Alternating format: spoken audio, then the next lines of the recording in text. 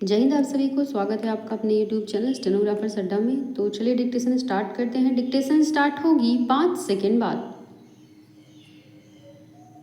Ready start. अध्यक्ष महोदय, केंद्र राज्य संबंधों को बेहतर बनाने के नाम पर कई सुझाव और योजनाएं प्रस्तुत की गई हैं। यह विचार करना माननीय सदस्यों और निसंदेह मुख्यमंत्रियों का काम है कि क्या उनसे केंद्र राज्य सहयोग सुदृढ़ होगा या वे विवाद की कोई गांठ डालेंगे या उनसे देश की एकता मजबूत होगी या विभाजक प्रवृत्तियों को बढ़ावा मिलेगा।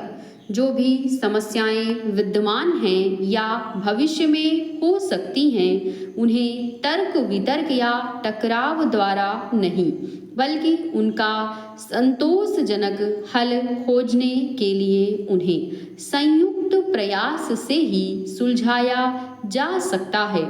स्वाभाविक है कि कोई भी समाधान ऐसा नहीं है जो सभी पक्षों को पूर्ण संतोष दे सके, लेकिन हमारी कोशिश यह देखने की होगी चाहिए कि व्यापक हितों को किस चीज से संभव बनाया जा सकता है।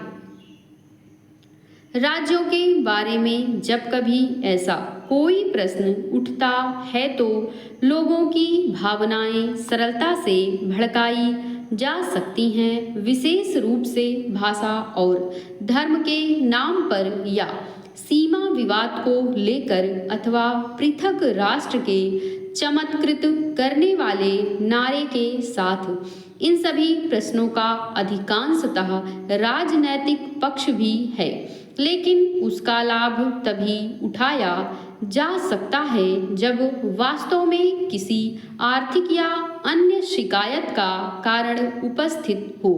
और यहाँ जो अनेक प्रश्न उठाए गए हैं उनमें से अधिकांश मामलों में मुख्य बात है पिछड़े क्षेत्रों की आर्थिक अवस्था या विकास की। इस दिशा में हम प्रयास करते रहे हैं और जहां कहीं विकास के मामले में कोई उपेक्षा या देर हुई है, वहां स्थिति में सुधार के लिए जो कुछ भी संभव हो सकता है करते रहे हैं।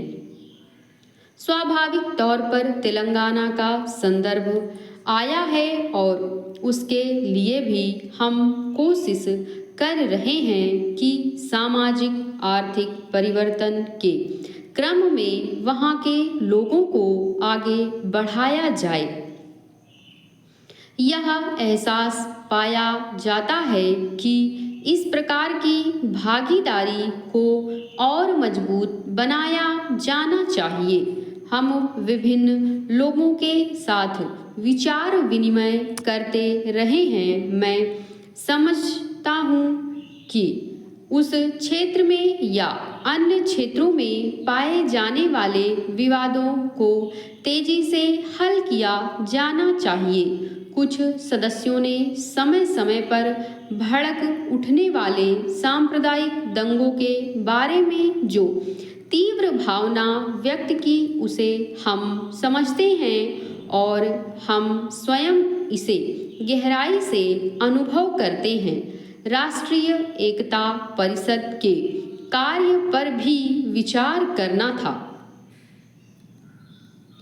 अध्यक्ष महोदय, जब कुछ वर्ष पूर्व परिषद की बैठक श्रीनगर में हुई तो उस पर उन सांप्रदायिक दंगों की याद मंडरा रही थी जो कुछ ही समय पहले हो चुके थे। इसलिए हमने परिषद के कार्यों के विभिन्न पक्षों की चर्चा की। हमारा प्रयास मुख्यतः संकीर्ण अर्थों में सांप्रदायिकता से यानी सांप्रदायिक हिंसा से निपटने तक सीमित रहा। हम जानते हैं कि समाज में तनावों के कई कारण होते हैं, सांस्कृतिक, आर्थिक और सामाजिक। इन्हें दूर करना होता है। हमें उनको कुरूपता और हिंसा की सीमा तक बढ़ने से रोकना होता है। अल्पसंख्यकों की भलाई की चिंता करते रहना हम सबका विशेष कर्तव्य होना चाहिए। यही कारण है कि हमने इसका उल्लेख अपने चुनाव घोषणा पत्र में तथा अन्य अवसरों पर किया और इन वचनबद्धताओं को कार्यान्वित करना होगा। इसको करने का तरीका यह है कि राष्ट्रीय एकता की संपूर्ण धारणा को व्यापकता प्रदान की जाए। इसके लिए सरकारी स्तर पर समुचित उपाय करने पर विचार किया जा रहा है और जो भी व्यवस्था की जाएगी उसका एक मुख्य काम अल्पसंख्यकों की विशेष समस्याओं और हितों को देखना होगा। यद्यपि मैंने अल्पसंख्यक कहा, जैसा कि मैं पहले कह चुकी हूँ, जब हमने परिषद का गठन किया था तो हमारा आशय भारतीय नागरिकों, हरिजनों आदि के अधिकारों के पूरे क्षेत्र की ओर ध्यान देने का था।